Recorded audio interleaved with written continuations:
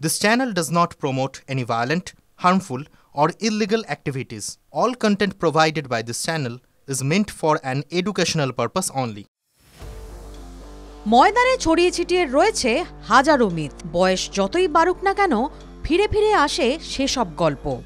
ময়দানে কান পাতলে শোনা যায় পিকে বন্দ্যোপাধ্যায়কে নিয়ে এক আশ্চর্য গল্প। একটি ম্যাচে নাকি দুবার লাফিয়ে হেডে গোল করেছিলেন কিংবদন্তি ফুটবলার। পিকের সতীর্থ আর এক কিংবদন্তি ফুটবলারকে নিয়েও গল্পের অভাব নেই।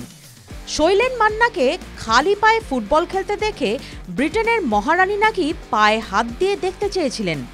খেলার দুনিয়ায় আলোচনার প্রাণ এসব টুকরো টুকরো গল্প। ময়দানি সব গল্প কি সত্যি? ময়দান বাদ দিন, ভারতীয় খেলার জগতেও এমন নানা মিথ ছড়িয়ে ছিটিয়ে রয়েছে। সুনীল গাভাস্কর থেকে কপিল দেব, সচিন তেন্ডুলকর থেকে সৌরভ গঙ্গোপাধ্যায়, গল্পের কেন্দ্রে নানা সময় নানা চরিত্র। যুগ পেরিয়েছে, কিন্তু অবাক করার রটনা বা গল্পের অভাব নেই। মহেন্দ্র সিং ধোনিকেই ধরা যাক, এক আধটা নয়, দুটো গল্প রয়েছে তাকে ঘিরে। ভারতীয় ক্রিকেটের সর্বকালের অন্যতম সেরা ক্যাপ্টেন, সাফল্যের শিখরে পাকাপাকিভাবে থাকা এক নেতা। তাকে ঘিরে যে গল্প জন্ম নেবে তাতে আর আশ্চর্য কি? সেই সব গালগল্প এবার নিজেই ভেঙে দিলেন মাহি। কি সেই দুটো গুজব? আসুন সেই গুজব দুটোর গল্পই শোনাই আপনাদের। প্রথম গল্পটা বেশ মজার। কপিল বা সচিনের সেই পুরনো বিজ্ঞাপনটার মতো, boost is the secret of my energy.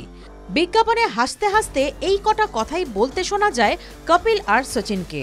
ধোনিরও তেমন সাফল্যের রহস্য, দিনে নাকি 5 লিটার দুধ খেতেন তিনি।